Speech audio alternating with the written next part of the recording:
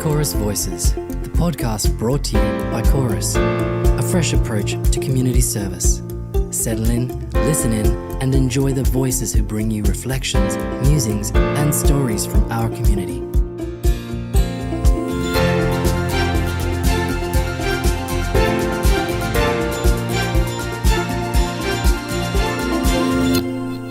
Hello and welcome to this episode of Chorus Voices. I'm Dan Minchin, the CEO of Chorus. And I'm Lou Forster, the Head of Brand and People at Chorus.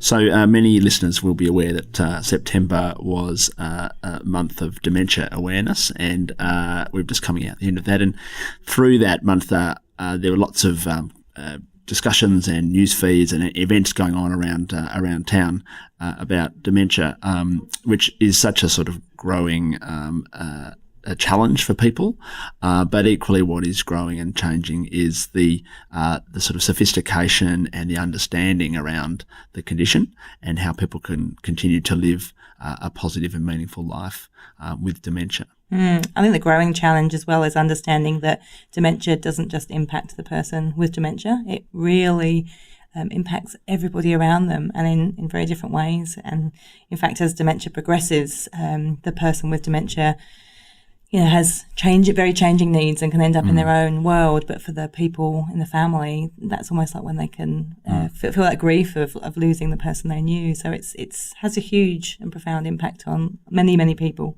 So today's episode of Chorus Voices, we're not going to do a lot of talking, Lou. We're going to hear a story unfold of a family who many of whom have a connection to Chorus and their experience of living with dementia. Absolutely.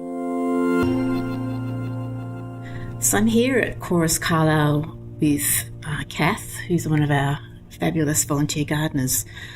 Kath, you've been a gardener for Chorus for some time. Tell me how you came to be a volunteer gardener here. Because of my son called Paul. And so he was volunteering here? Yeah. Yeah, and He's been here for 7 years. Wow, and what about you? This year. It'll be 5 next month. Wow. Yeah. I know you've made a great difference with your gardening here. Yeah. I hear you've also been caring for your mum. Yeah. Who is living with dementia. Yeah. So how did you feel, Kath, when your mum was first diagnosed?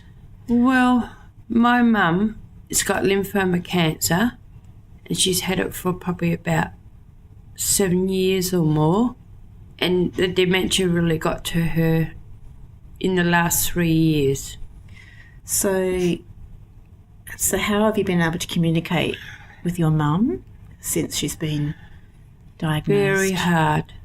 So I believe you went to stay with your mum? Yeah, I was her main carer. Your main carer. So how long were you doing that for, Kath? About 3 years. 3 or 4 years. So what did you have to do to look after your mum? I used to... Well... In the first place, she went roaming one day before she got this dementia. And I think she got her early stages and she went wandering and she was caught. So what happened? What did you do after that? I took care of Mum. Plus she told us there was a man bashing on her front door wanting to rape her and kill her. Yeah. So that must that have was been in the first place. That must have been very hard for you to hear that. Yeah. So what did you do then? Then that's where I started caring for Mum. So you felt like you needed to be there all the time? Yeah. Yeah. Never left alone. Yeah. So the last time you would have given that much care would have been looking after your children, I imagine. Yeah. Yeah. So at this stage in your life, how has that been for you to have to give that amount of care? With Mum? A lot. Like Silver Chain and that used to come out, Hack used to come out and put Mum in the shower and everything. And what about Paul? How has he coped with this? Very hard.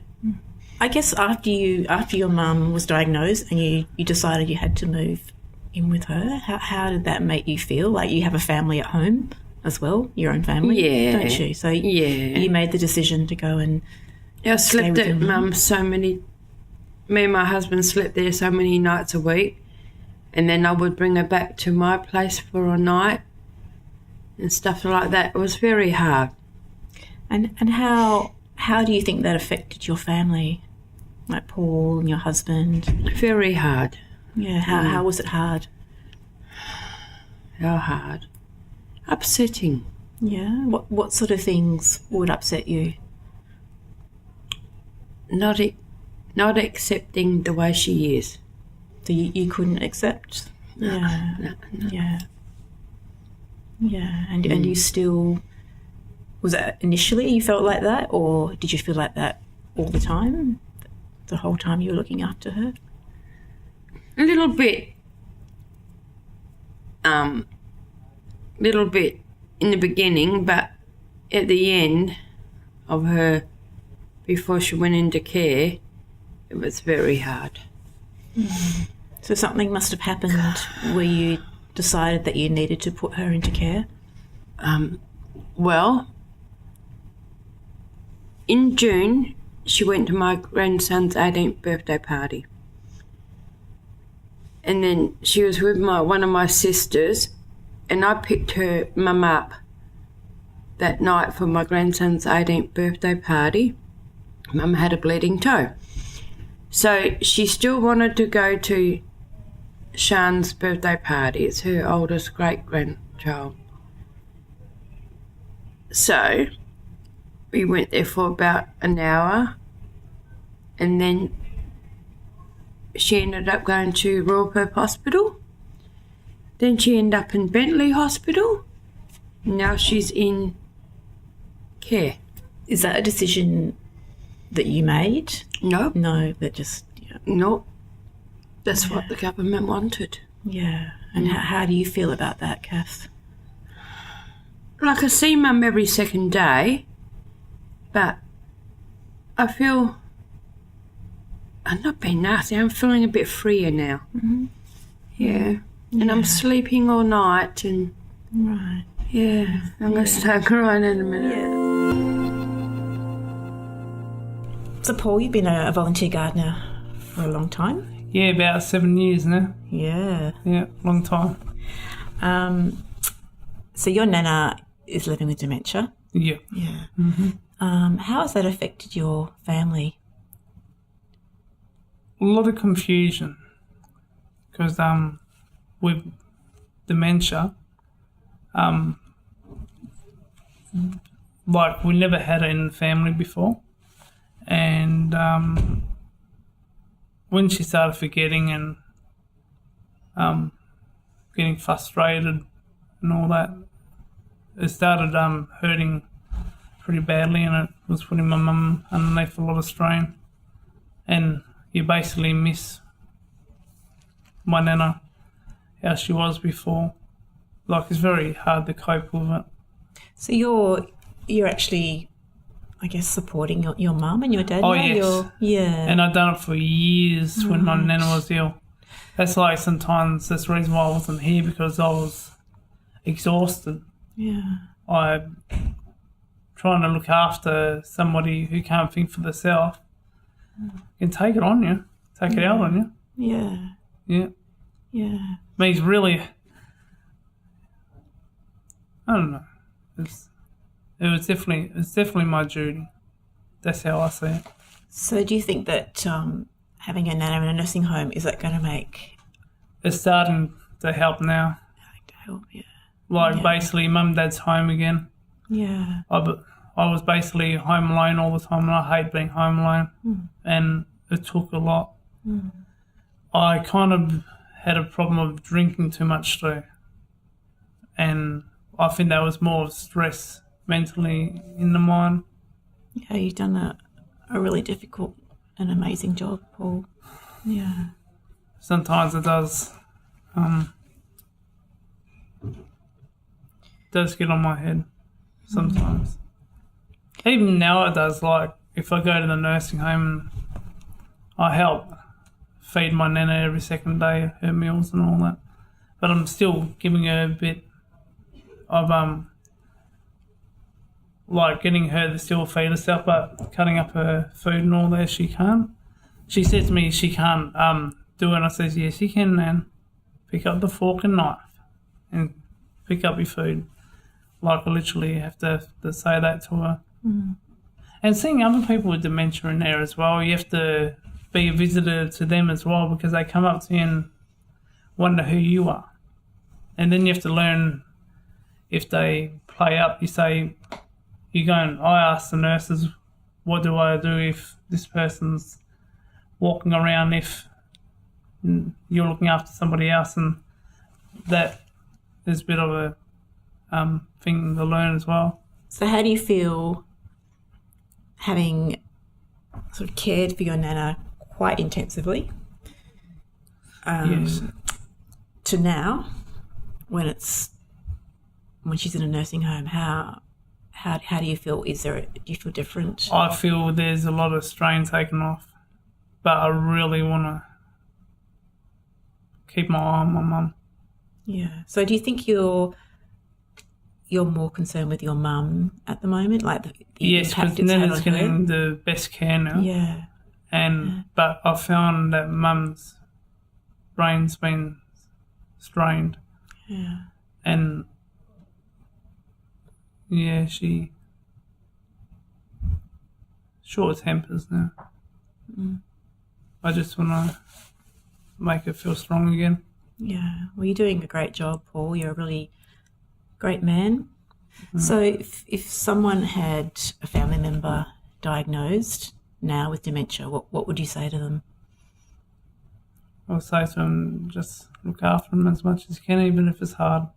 Mm. You have to actually come into the equation and agree with them. Like, even if they swear or even if they don't talk to you, you know they're still your loved one, even if they don't recognise who you are.